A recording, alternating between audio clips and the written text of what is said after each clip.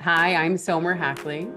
And I am Zen Mak, and this is the Art of Search Hiring Manager Series, Hiring in the Age of AI. All right, Zen, good to see you again, as always. Yeah, hello. Okay, well, today I wanted to introduce you to Priya Reddy. So, Priya is an AI and data investor, board advisor, and adjunct faculty in Chief Data and AI Officer programs. And she's known Wow. for doing what many only advise on. And she's a former chief data officer. She's built data and analytics functions from the ground up. She's scaled portfolios from millions to billions, and she helped take a company all the way to IPO. And so today, what she's doing is she's bringing that IPO tested experience into boardrooms, classrooms, advisory roles. She's helping leaders turn data chaos into clarity and AI into trusted growth. And I don't know if you know, there's more accolades. I'm going to keep going, but she's been recognized as a global data power woman by CDO magazine. She's a Wow. woman in technology honoree by the Dallas Business Journal, a top 100 AI leader, and a Tech Titans emerging company CIO and CTO finalist. Wow. So, Priya, so great Wow. to see you today. Thanks for joining us.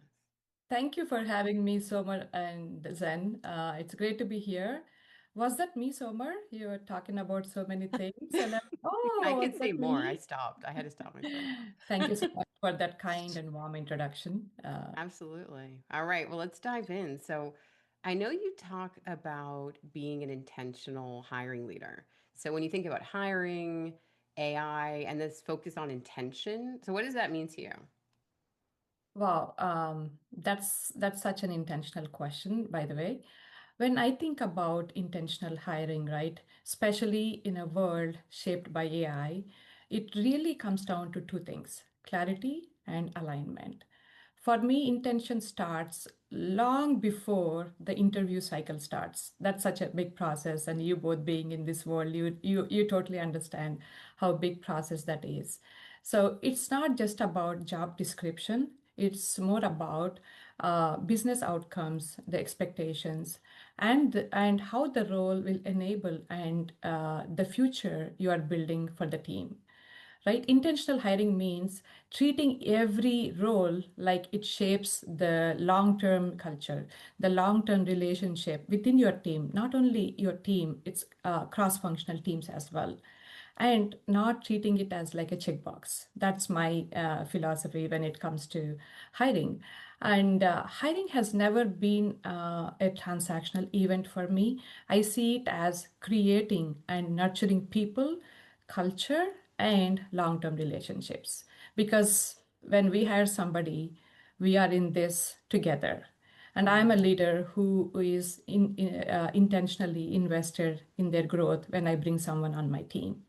So, over the years, I have learned to define roles very clearly, not just what the job does today, but also where that role is growing tomorrow and where that person who comes on board is going to grow into, right? So, and I spend a lot of time in educating my recruiters, that it could be internal or external, because it's a true partnership.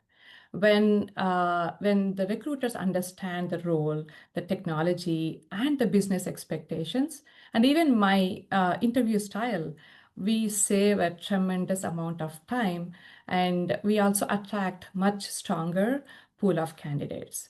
And it is not a short-term vision, right? Because it's a long-term vision that we need to have when it comes to hiring strategy.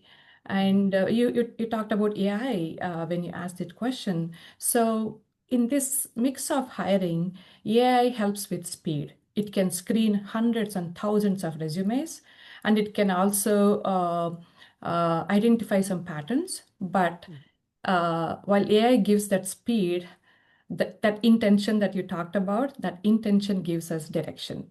So Mm-hmm. AI can scan resumes, but it cannot replace the human ability that human can see the potential or the coachability, the curiosity, and the core values that you set up for your own organization or within your own department. So I always remind my hiring teams that technical skills can be taught, but the integrity, the alignment, and the willingness to learn. Those are very foundational skills that we need to look for when hiring somebody. And to me, intentional hiring means asking right questions like, does this person help us move forward with the mission, our business goals, our business outcomes, right? And will they elevate the culture that we have built? Or will they fit into the culture that we are building? Because when it comes to startup, you're building new teams, new systems. So you got to be really intentional about the culture you're building. And when you when you have the teams already in your organization, then you have to think about how this person is going to come and nurture that existing culture. And another question that I also think about is, will they find meaning in the work we are doing? So that is also very important. When all those pieces come together, you are not just filling that role, but you are actually strengthening the future of the team. That's how I have built high trust, high impact teams across Santander, Scopus Financial, and Reprise Financial. And lastly, intentional hiring is understanding that the person you bring in affects your culture, your momentum, and most importantly, your team's trust. One great hire can accelerate everything, but one wrong hire can undo years of work. That's why I take it so seriously.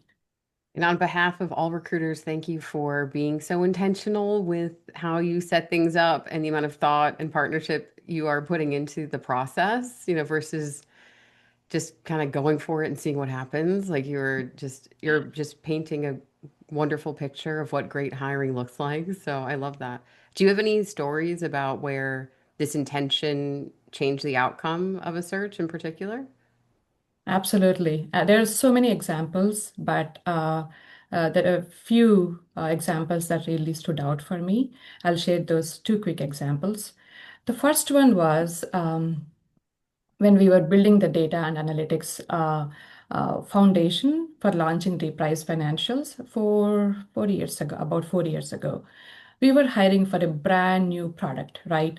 And ideally, we wanted someone with both financial services experience and the specific technical expertise we needed.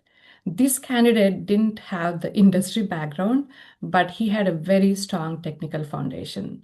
So we identified that candidate to interview. And during the interview, one thing that struck me was he demonstrated something no tool can measure. The deep curiosity into what we are looking for, strong problem solving skills, humility, and a very genuine desire to learn and help us move our mission. So most of the times, my team focuses on technical screening. I focus on this leadership or soft skills, cognitive skills, because those are very important to me. And I knew I had to be intentional because we are building a new team, and we got to be very intentional about whom we bring on, because I was not just filling a role. I was creating or shaping the culture. So then he joined us and he became instrumental in building that entire data and analytics foundation, and eventually grew into leadership role. He coached the team, created playbooks, and he guided others through new technologies or solving any problems for business. So that outcome came from hiring for potential, not just a checklist, right? That's one example. The other example was later in the process, once we launched the company and we were scaling, we were about 1.5 billion portfolio, I believe. So after we had launched and scaled, at that time, the intention is slightly different because now we have built the culture already. We have a high impact team, and there is already established this trust within the team. So now we got to bring somebody who not only fit into the team, but also who can nurture the existing culture. So I interviewed a candidate with strong business and technical experience. But the challenge here was uh, he wasn't ready to move into leadership. The reason was he had not seen leadership done well in his previous roles, and that made him really skeptical or hesitant about stepping into a leadership path. But I'm a kind of a leader who can spot people's potential before they see it themselves. So I took the time to walk him through what leadership looks like in my team, because when I bring in somebody, I'm genuinely invested in their growth. I mentor them, not because my organization asked me to do so, but that is my promise to my team. And I also explained him the support he would get and how his career could grow here. I even broke down the financial and non-financial aspects so he could make the right decision, because because he was skeptical about how this the role is going to shape him at Reprise. So then once I explained him, he bought into the vision, and then he joined us, and ultimately he became one of my strongest leaders, someone who elevated the entire function. So in both examples, if you see, right, the intention is what is the common thread. You are not matching resumes to job descriptions. Instead, you are looking for potential. Is that person has a potential to grow? Is that person has potential to nurture our culture and the mindset, and also curiosity, because we are in this world of AI technology is changing way too fast. Someone has to be really curious and also willing to learn, and also long-term fit. It's not that we are hiring for today for solving a problem today. We are hiring them for long-term fit, and whether the person aligns with the mission and the culture you are building. And that's when you get that. Once you get that right, the outcomes are going to be extraordinary. So those two examples I mean, that really stood out in my experience, but there are several examples beyond my experience at Reprise. But I would always say I believe in intentionality in the hiring process. I love that. And I love how going back to when we were talking about some of the new AI tools and their ability to filter the top 20, top whatever it might be. I think the big takeaway here is not to over index on skills, because then you would not have had the opportunity to hire or interview that first person you had mentioned who didn't have the industry experience, right? And it's so easy to skills, skills, skills, just list this checkbox. But when you're looking for curiosity and all of those values that you're describing, it's important to kind of screen in versus screen out. And so I'm sure we could talk for hours about how, but I think that's a Absolutely. big takeaway of just don't just overload any filtering system with loads and loads of words, because you'll get what you ask for. So, I'm yeah, actually Or interested or curious to see an AI tool that can bring all this right? curiosity, potential, and yep. really, hey, instead of filtering out on those skills or the number Yeah. of years experience in this industry, right? Hey, this is the problem business is trying to solve. Can you find the right candidates, right? I would Yeah. love to see a tool like that. So what if someone feels left behind? What if they're saying, shoot, I haven't worked with AI. I want to work on Priya's team, or I want to work at X company. Any advice for those sorts of folks in that predicament? Yeah, for sure. But I think first I want to start off by saying more future ready than you think. So I'll give you an example. Because I want to normalize this feeling of being left behind, especially in this AI world, right? I was mentoring someone recently who said, "Hey Priya, I'm trying to up level myself. I'm trying to get this role, but I don't use AI. I don't know how to use AI. So how can I be competitive in this market, right?" And I mean, I simply told her, you are using AI more than you realize. A lot of the tools we interact with in our everyday life, it has AI built in. I mean, start from when you unlock your phone, right? That face recognition, it has AI inbuilt. When your email suggests a reply, you have Copilot. That's AI. When you start driving with your directions put in on your GPS, the map reroutes based on traffic. That has AI built in. And when fraud alerts send you a text message, that's also AI. So most people already understand AI concepts, but I think they don't know the terminology enough. So I want to normalize that feeling or concept first. And yeah, and also AI is new for everyone, right? No one has mastered it fully, even myself. So, and the field is changing every few months. In 2019 or early 2020, we had the Gen AI, right? But now we are talking about agentic AI.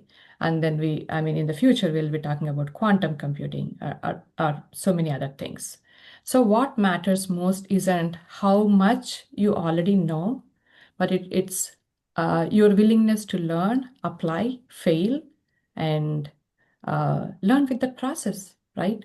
And for junior talent, I suggest that always shift your thinking from what tool should I use, what tool should I learn, to what problem can I solve.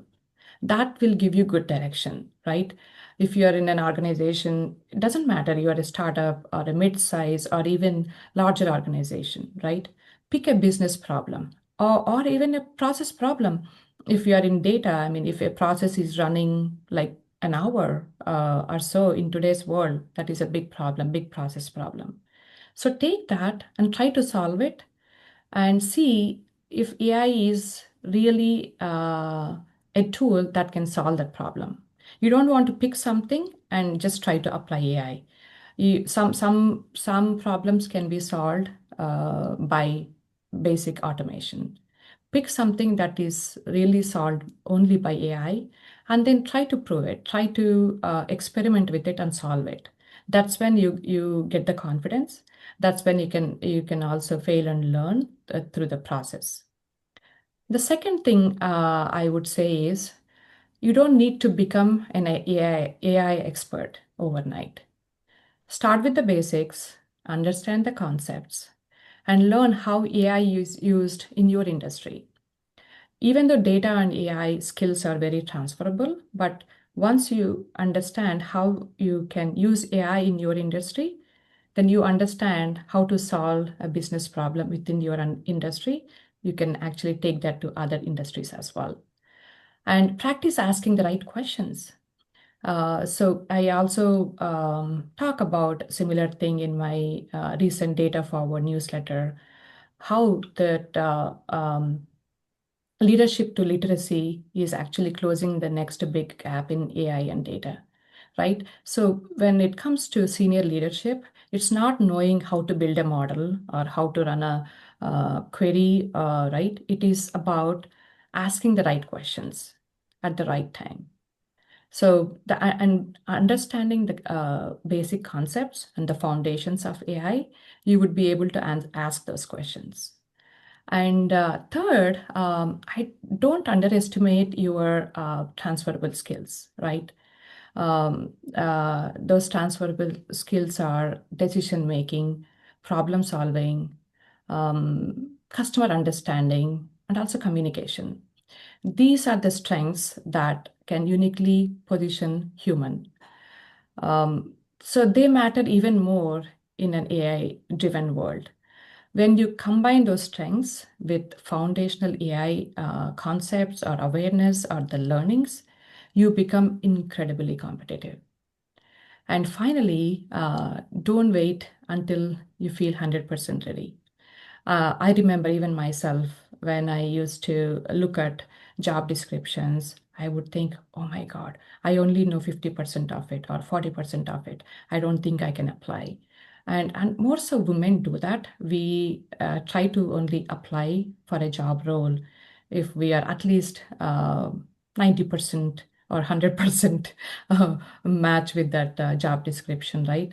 But I don't think we need to wait for us to feel 100% ready. But that most growth happens when you stretch into something new. So I would say just apply, learn as you go, because momentum comes from the movement, right? Once you start doing it, you fail, you learn, and that's how you build that muscle. What great advice for everyone listening. I love it. I think we end it there. So, Priya, thank you so Thank much for you. joining us today. It was a great conversation. Thank you so much for having me. I had a great conversation. All right. See you next time. Bye.